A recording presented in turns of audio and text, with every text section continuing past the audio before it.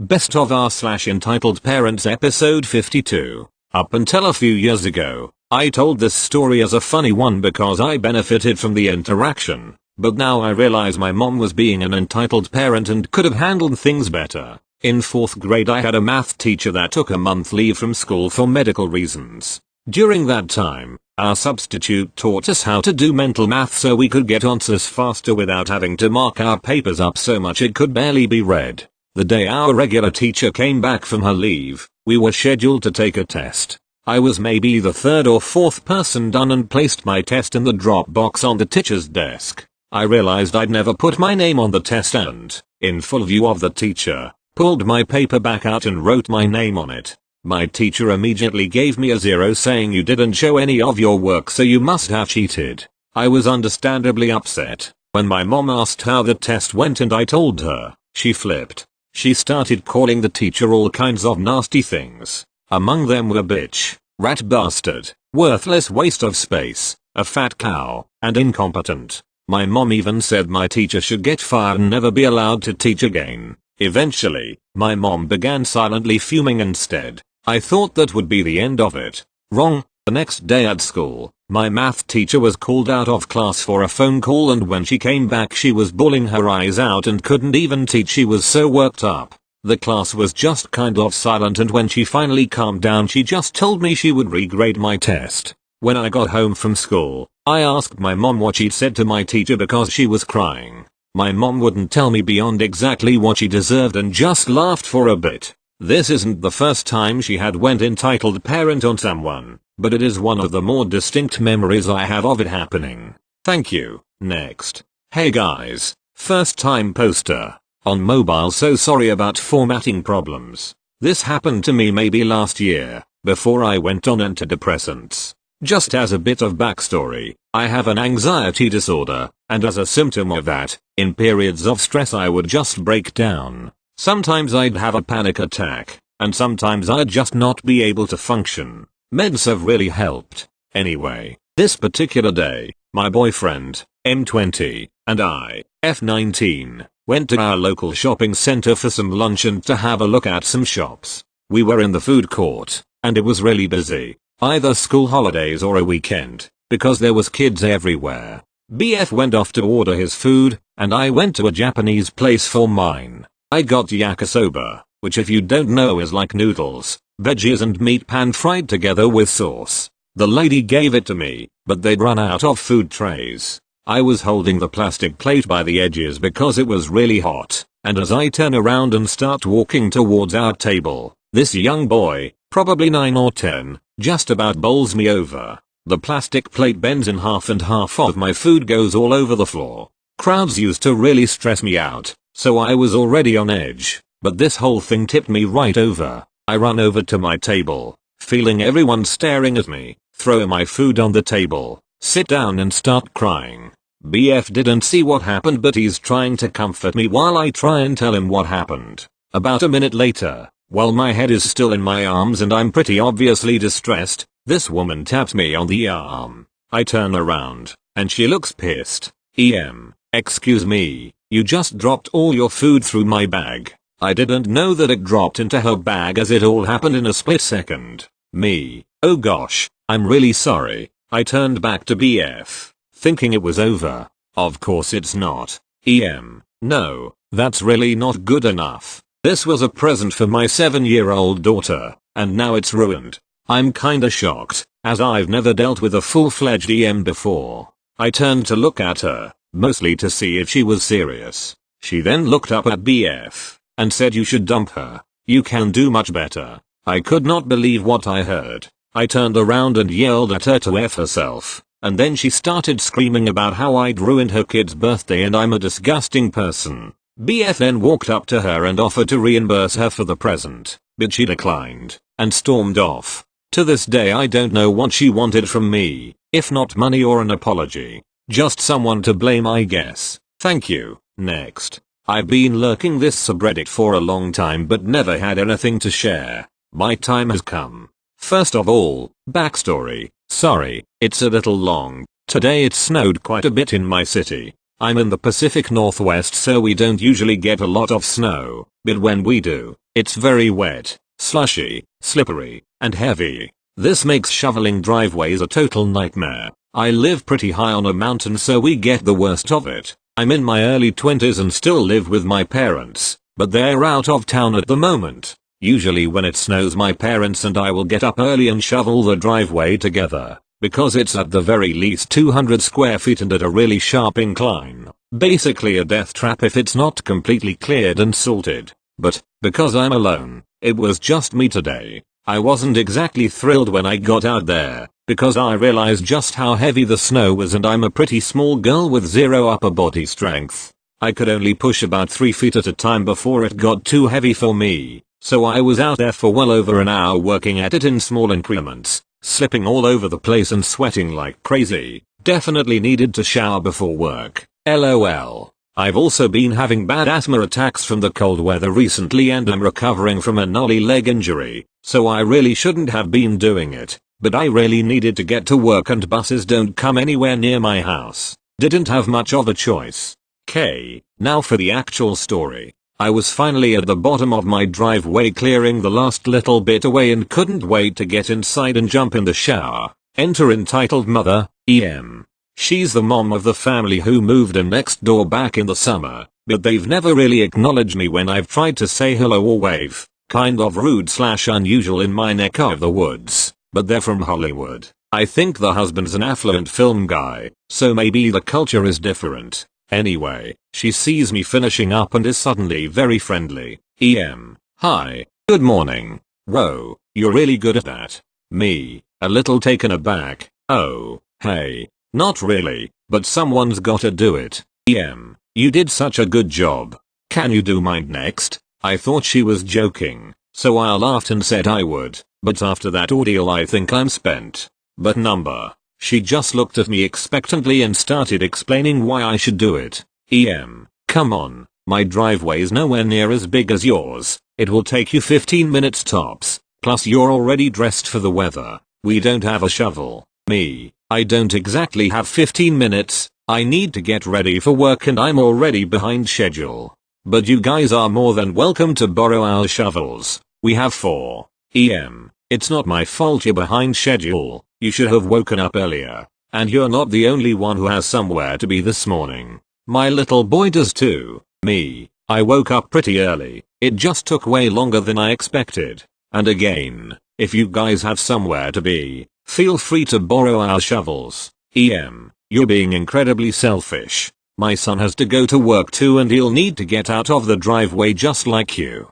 If you don't clear our driveway, he could get into an accident and be hurt. And it will be your fault. Me. Oh, I didn't know your son was grown. Where is he? EM. He is asleep. He was up late last night and needs his rest. He's very smart, and his job is definitely more demanding than yours. Me. Oh, okay. Well, when he wakes up, tell him he can borrow our shovels. They're by the shed. EM. No, you have to do it. He doesn't know how. Me. I promise it's not hard to figure out. If he's as smart as you say he is, he'll be just fine. Or, you could do it. EM. How dare you? I then walked back up my driveway out of her sight because I didn't have time or energy for her shit. But I could hear her yelling expletives at me and threatening to tell my dad how bratty I am. My dad fucking hates her. Can't wait to tell him the story when he gets back. Thank you. Next. My girlfriend and I used to babysit for this filthy rich family every few weeks. They'd always ask the both of us to come as our kids were a bit of a handful. Despite having 3 kids, ages 2, 6, 8, the parents would go out a few times per week and leave someone to look after them. They'd often have me perform odd jobs around the house for them, using me as a repairman whenever I came over, claiming they were too busy to do everything.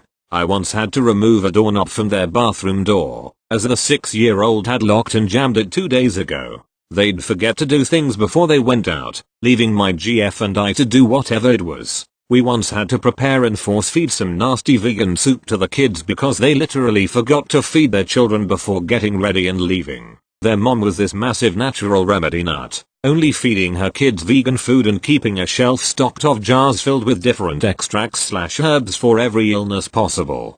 Don't even get me started on the kids. These kids were the most spoiled little brats I've ever come across. I've been kicked, punched, slapped, spit on, bitten, had my hair pulled, my crotch stomped on, everything. The 6-year-old once lay on the couch and donkey kicked me in the jaw so hard that I had to lock myself in the bathroom and check if he'd knocked out any of my teeth.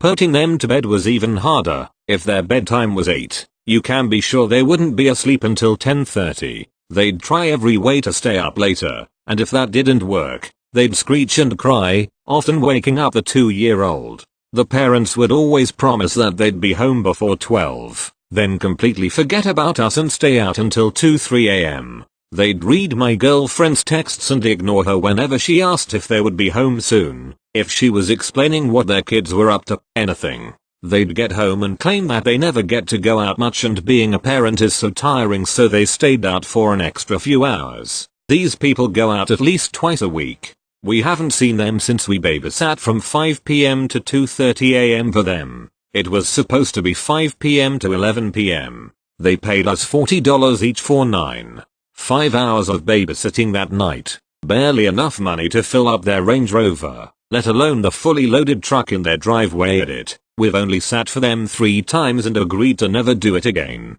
Thank you. Next. I posted this is JNMIL, but maybe you'll like it. My parents were abusive and honestly tried to pretend they didn't even have kids. Even as infants, we were left on our backs in a crib. It got so bad that our skulls became flat for how long we laid there, starving, dehydrated, dirty, laying in our own filth, while my parents stuffed their faces full of food.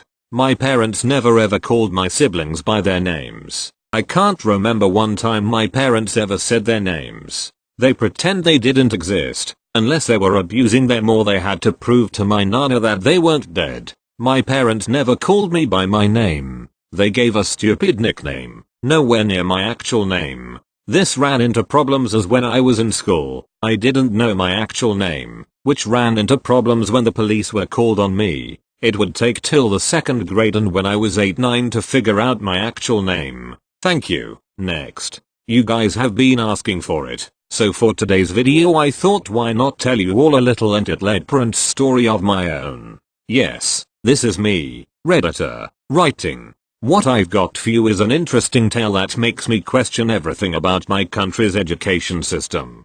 Still to this day I cannot work out how someone as stupid as the lady I'm about to tell you about actually exists. A little background to provide some necessary context. In the UK, in order to pass your driving test, you must first complete a theory exam before you are allowed to have a go at the practical, the driving test proper. This story takes place at a theory test center in which our Karen was an employee. To set the scene, myself and a friend of mine, Jeff, were both in the process of becoming licensed drivers about a year ago. As a result, we decided to book into the same slot at the same location to hopefully both pass our theory tests. Spoiler alert, we did pass. But, as you will see, that is wholly irrelevant for this story. We enter the building, a horrible, run-down establishment in the outskirts of a small town, and we are immediately met by the following. Karen barking like a Rottweiler, IDs. I barely had time to open the door. For those of you that don't know, you need to hold a provisional license in order to apply for a full driver's license. This is what this Karen was asking for, although both Jeff and I didn't really hear her. She was across the other side of the room, with a voice so raspy it sounded like she had smoke stuck in her lungs. She repeated, I said IDs. This time we heard her and hurried to pass them over, a little flummoxed by the current situation. Upon reflection, her manner was perhaps to be expected. The job that she has is an unfulfilling one, very low pay and exceptionally boring. She basically has to sign in candidates all day before they do their tests. She looked to be in her late 30s and was clearly run down and tired of life. It wouldn't surprise me if I found out she had been working in this test center for the past decade. But that does not excuse what happened next. I passed mine over and she signed me in, without saying a word. Then, Jeff handed his over and she did the same. But before handing it back she did a double take. Jeff leaned in to take his but she suddenly stood up, a little starstruck. Karen, oh my god. It's really you? What on earth are you doing here? Jeff, confused, doing my theory test. Karen, that is crazy. I would have thought for sure you knew how to drive by now, given who you are. Jeff, sorry, am I missing something? I do apologize if we've met before, but I don't believe that I know you. Karen laughing, of course you don't know me. You're far too important for that. Jeff, okay, is this a joke? I'm just here to do my theory test. Please could you tell who you think I am? Karen, still laughing, oh come on, everyone knows who you are. You're the owner of Amazon. At this point Jeff and I burst out laughing. This woman was actually serious, she actually thought my mate was Jeff Bezos. Me, laughing, are you joking? Look at it again. The lady looks at Jeff's it again, but her expression remains unchanged. She still looks shell-shocked. Karen, what do you mean? This is incredible. The real Jeff Barnholt, taking a theory test, in London. What a coincidence. It was at this point where I realized that this wasn't just a mistake. This woman was actually stupid. Jeff, alright come on lady, I think it's pretty clear that I'm not the owner of Amazon. I mean, first of all his name is Jeff with a J, and mine is Jeff with a G, and secondly we have entirely different surnames. Mine is Barnholt. The owner of Amazon is called Jeff Bezos. Not to mention that I am a 20-year-old kid from the UK trying to pass his driving test, whereas Mr. Bezos is about 50 years old from America. This is where the story gets weird and things take a turn for the worse. I get it. Everyone makes mistakes and there are lots of cases of mistaken identity. But this Karen, instead of admitting her error, said this instead. Karen, oh stop lying. I know exactly who you are, as does everyone else in this room. There were literally two other people, another employee and another candidate. Actually, you know what? Since you're the owner of a huge company, do you happen to have any spare change? You must be like a billionaire or something. The least you could do is give me, I dunno, $1,000, £1,000. We were gobsmacked. Jeff, look, I'm quite clearly not Jeff Bezos, but let me just prove it to you. Jeff begins to open his bag, I presume to get his phone out to look up a picture of Jeff Bezos to show this idiot. But of course Karen finds a way to stop him. Karen, no electronic devices allowed in this building or you will be disqualified. I must say, given that she believed she was speaking to the owner of one of the biggest companies in the world, she was exceptionally rude. Also, she was utterly incorrect with this statement. You aren't allowed your phones during the actual exam, for obvious reasons, but before and afterwards you can do whatever you like with them. Jeff, alright, I know that's just not true. All I'm doing is getting a picture of the real Jeff Bezos so I can pass my test and get out of here. So Jeff gets his phone out. Except it wasn't his phone, it was his tablet. Big mistake. It was an Amazon Fire. Jeff, alright, so I'm just going to look up the real Jeff Bez. Karen sees his tablet and interrupts him. COMG, I knew it. You are the owner. No wonder you have a fire. Jeff knew at this point he was beaten. He started to protest but then held his tongue. I think he knew by now that there was no winning. This lady was clearly insane and there was nothing he could do to make her change her mind. I was still absolutely bemused by the whole situation. Bear in mind this was first thing in the morning and I was half asleep. I nearly pinched myself to check I wasn't dreaming, but the pain in my eardrums from the following outburst quickly confirmed that this was, unfortunately, really happening. Karen, you're only lying to Emmy because you don't want to give Emmy any money. At this point I literally went and sat down. I figured this was probably going to be loud and last a while, and I was done with this lady's stupidity at this point. Jeff, no, for God's sake just list. Then, all of a sudden, Karen starts to get upset. Karen crying, people like you don't understand. I work 70 hours a week in this heckhole to provide for my daughter. I am a single mum and my girl is only 7. I barely make enough to buy her meals. Why are the rich always so selfish? Look, I didn't want to say this, but my daughter is severely disabled, and we really need the money. I can't keep looking after her all by myself with my current financial situation. We need to take her to a hospice and the least you could do is give me some cash to enable us to do so. What is it to you anyway? It would literally save her life. Jeff, I am genuinely so sorry to hear that, and I wish I could help.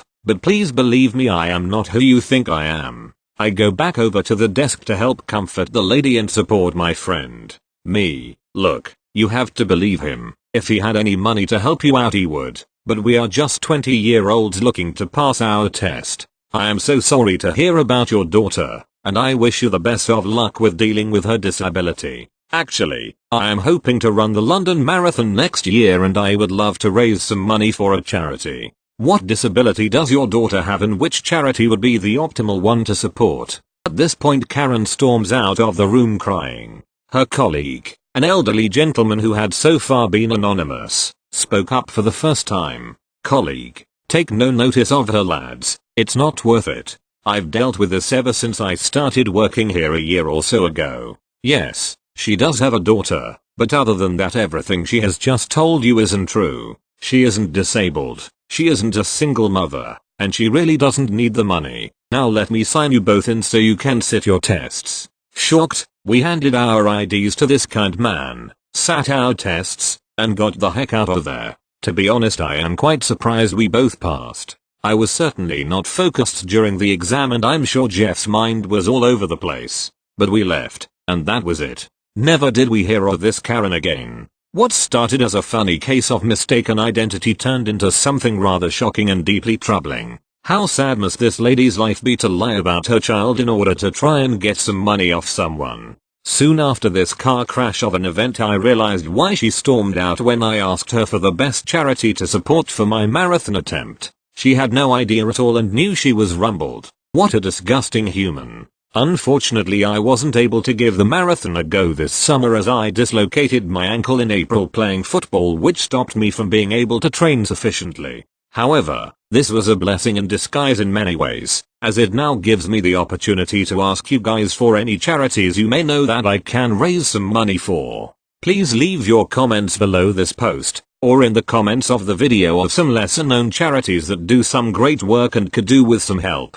Thanks. So that's the end of that one. If you have any further questions I'll be happy to answer them below. It's been nice to provide a story of my own on this subreddit and I hope you've enjoyed it. Thank you. Next. I have already posted a version of this story under Tales from Retail. It is not my story but the toy department manager's. I thought that it would make great entitled parents story. I added dialogue although not word for word. I'm quite sure the conversation went somewhere along the lines of this. A lady walks into the toy department. After walking around for a bit and not finding what she wants, she demands to see a manager. The department manager walks up to her and introduces himself. I am the toy department manager. How may I help you? Where are the Elmos? She asked. I am sorry, but we have been out of them for weeks. They are in your ad. How dare you run an ad for something you do not have? That's false advertising. You had better go and get me one. My child will be traumatized for life if they do not get a Elmo for Christmas, and it will be all your fault. To which his department manager replied, may I have a look at that ad? After looking it over he returned it to the lady. Ma'am, this is not our ad. It is our competitor's ad. The entitled parent turned red and creeped away. After many conversations like this he told upper management that he would be stepping down in January.